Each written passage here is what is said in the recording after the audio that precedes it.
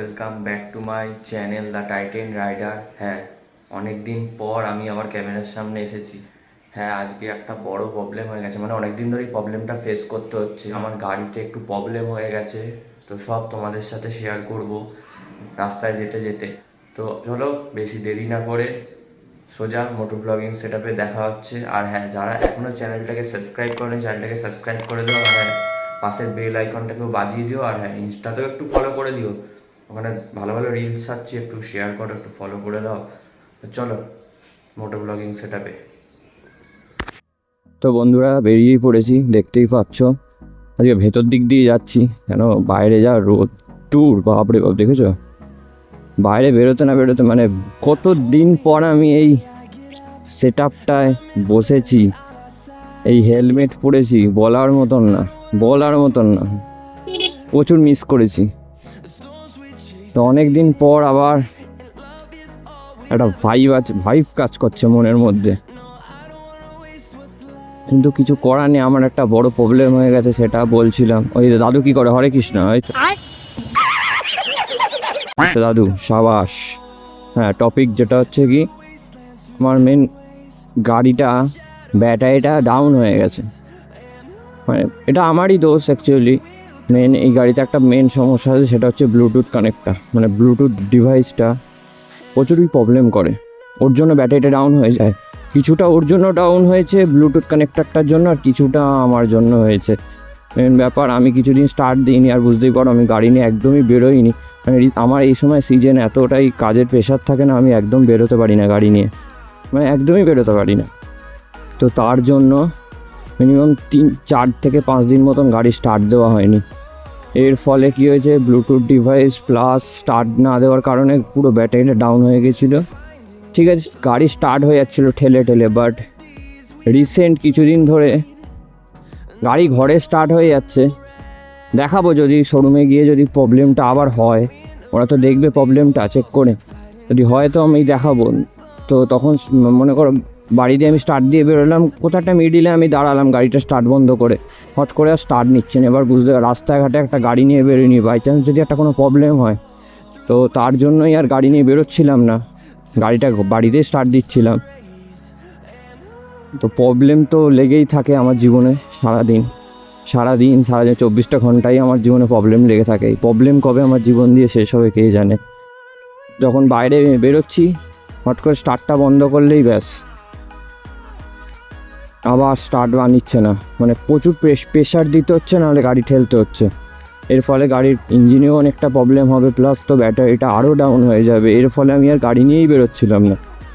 তো আজকে আমি কাজের ছুটি করে যাচ্ছি, এখন গাড়িটাকে চেক করাবো, প্লাস গাড়ির অবস্থা দেখাও, মানে পুরো ধুলোয় ঢাকা, মাটি, মানে একদম নোংরায় পুরো গাড়ি পুরো ভর্তি। মানে আমি গাড়ি বেরই করিনি বলতে গেলে, মানে প্রায় 1 মাসের বেশি হয়ে গেছে গাড়ি আমি কোনো না রাইডে বেরিয়েছি না কোথাও, কিচ্ছু না।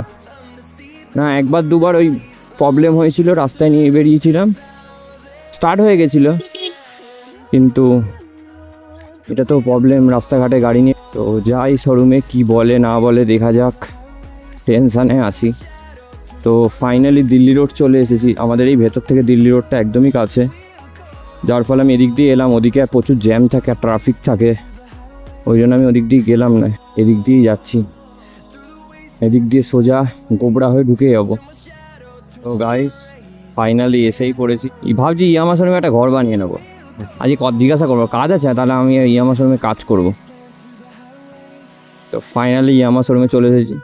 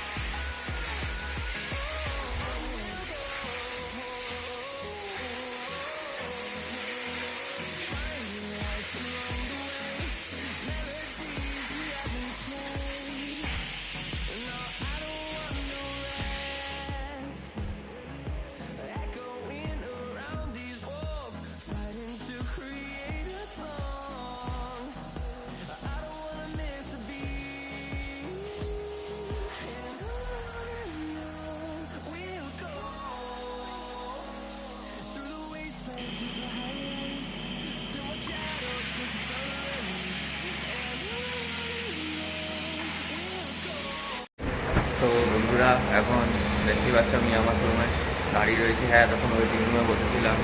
তো আমার গাড়ি এই যে দেখতেই পাচ্ছ তোমরা, এই যে ব্যাটারি খুলে দিয়েছে প্রায়, আর ওইখানে ব্যাটারি চার্জ হচ্ছে, আর এখানে সব সার্ভিসিং হচ্ছে, আর এখানে সেম গাড়ি রয়েছে। এই যে গাড়ি এখন ব্যাটারি চার্জ হচ্ছে, কিন্তু মেন ব্যাপার হয়ে গেছে, বলছে নাকি 6 ঘন্টা লাগবে ব্যাটারি চার্জ হতে। মাত্র শুনে শেষ আমি, 12:30 বাজে, বিকাল কটা বেজে যাবে বুঝতে পারছো তোমরা, আর আমি এতক্ষণ বসে থাকবো, বড় সমস্যায় পড়ে গেছি। 6 ঘন্টা কী করবো কিছু বুঝতে পারছি না। তো চলো এখন একটু বাইরের দিকে যাই, শোরুমের ভেতরে একটু যাই, কি নতুন গাড়ি এসেছে তোমাদের দেখাবো চলো। তো এখন ইয়ামাহা শোরুমের ভেতরে ঢুকে গেছে, আর দেখতেই পাচ্ছ এখানে R3, আর এখানে হচ্ছে MT-03, এখানে কিছু গাড়ি কালেকশান দেখতেই পাচ্ছ পুরো একদম ভরে। আর এটা হচ্ছে MT-র নতুন এডিশন। কালারটা দেখছো কি সুন্দর লাগছে না, কালারটা জাস্ট অসাধারণ। আর এটা হচ্ছে অ্যালয়েমেন্টের কালারটা হেভি লাগছে, অ্যালয়েমেন্টের কালারটা আমার হেভি পছন্দ লেগেছে। এই কালারটা ভাবছি আমার গাড়িতে ইনস্টল করি নেবো এই কালারটা। औकात में रहो। 2000 years later. তো বন্ধুরা এখন দেখতেই পাচ্ছ আমি একটা এরকম লোকেশনে রয়েছি, দেখতেই পাচ্ছ চারিদিকে বাঁশ গাছ, যে কেউ এসে আমাকে বাস দিয়ে চলে যাবে। দেখতেই পাচ্ছ পুরো লোকেশনটা কি সুন্দর, আর ভাই ওদিকে মুখ ঘুরে দাঁড়িয়ে রয়েছে। ওয়াও। তো 6 ঘন্টা ওখানে বসে থাকার তো কোনো দরকার নেই, তাই জন্য বাড়ি চলে গেছিলাম। হ্যাঁ, বাড়ি চলে আসার সময় আমি মানে শুভজিৎদার গাড়ি নিয়ে এসেছি। শুভজিৎদার গাড়ি হচ্ছে N160, গাড়িটা তো তোমরা খুব ভালো মতনই জানো, বাজাজ পালসার N160। তো এই গাড়িটাকে নিয়ে আমি ভিডিও বানালাম আসার পথে, বাড়ি আসার পথে একটা ছোট্ট স্কিপ তুলেছিলাম। আবার সেই আগের প্রবলেম, তোমাদের লাস্ট ভিডিওতে তো আমি বলেইছিলাম যে আমার মাইকটা মাঝে মাঝে সাপোর্ট খাচ্ছে না, তো আবার সেই প্রবলেম, সাপোর্ট খায়নি, তো আবার আমাকে ভিডিওটা করতে হচ্ছে। তো যখন মাইক সাপোর্ট খায়নি তো কিছু তো আর করার নেই, আবার ভালোভাবে দেখে করতে হবে। তো দাদা N160 নিয়ে আমি বাড়ি চলে গেছিলাম, গিয়ে বিন্দাস খেয়ে দিয়ে ঘুম লাগিয়ে তারপর এসেছি। তো গাড়িটাকে বাড়ি আসার পথে চালালাম, ভিডিও তো করেছি, ভিডিওটা আর সাপোর্ট খায়নি মাইক। মানে এই গাড়িটা আলাদা লেভেলেরই গাড়ি, টান আছে। আর এর মানে তোমাকে কনসোল মিটারটা আর সাউন্ডটা শোনাবো, এক্সজস্ট সাউন্ড। এখানে তো এক্সজস্ট নেই এই বাইকে, দেখতেই পাচ্ছ তোমরা। তো গাড়িটাকে একটু হালকা স্টার্ট দিই, আমরা কিছুটা কনসোল মিটার এরকম দেখতেই পাচ্ছ তোমরা। চলো তোমাদের একটু এক্সজস্ট নোটটা শোনাই।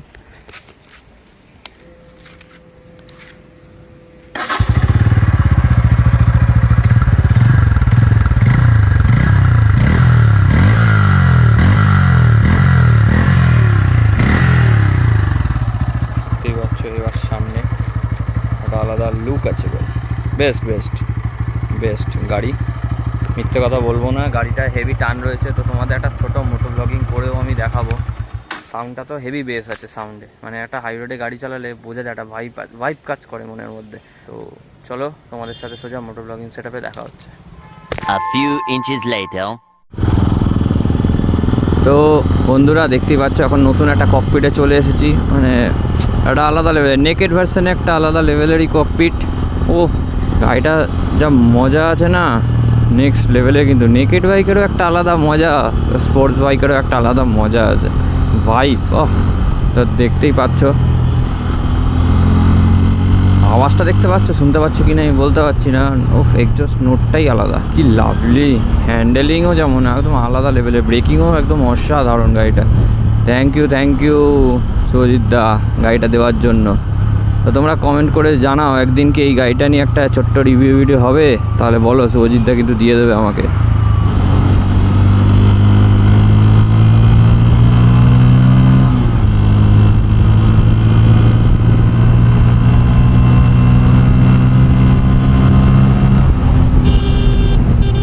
ওহো ভাই সাব, নেক্সট লেভেল ভাই, আলাদা লেভেলেরই পাওয়ার পুশ করছে। ও আর ওয়েদারটা দেখতে পাচ্ছ পুরো ক্লাউডি হয়ে গেছে, মানে ক্লাউডি হালকা নীল।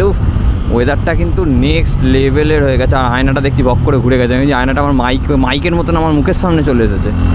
তো বন্ধুরা এখন দুর্গাপুর হাইওয়েতে চলে এসেছি। বহুদিন পর দুর্গাপুর হাইওয়েতে মুখ দেখলাম আমি। আর হাইওয়ের কিছুটা এরকম অবস্থা এখনও, ডাইভারশন তো এখন বহু জায়গায় রয়েছে এইদিকে। সাউন্ড কোয়ালিটি কেমন কি আসছে তোমরা একটু কমেন্ট করে জানিও কিন্তু। মানে আমি একদম এখন বিশাল পরিমাণে আমি ভুগছি এখন এই সাউন্ড নিয়ে।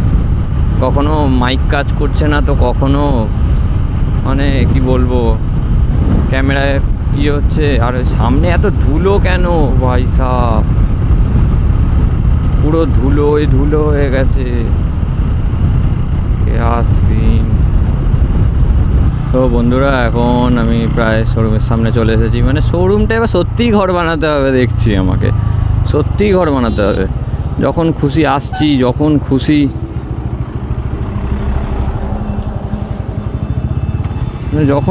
আসছি, যখন খুশি ঢুকছি, সে কি অবস্থা আমার। সত্যি এবার একটা ঘর বানাতেই হবে আমাকে, দেখতেই পাচ্ছি যা অবস্থা। তো এখন দেখি গাড়ি হয়েছে কি না। চলো, হয়ে গেছে।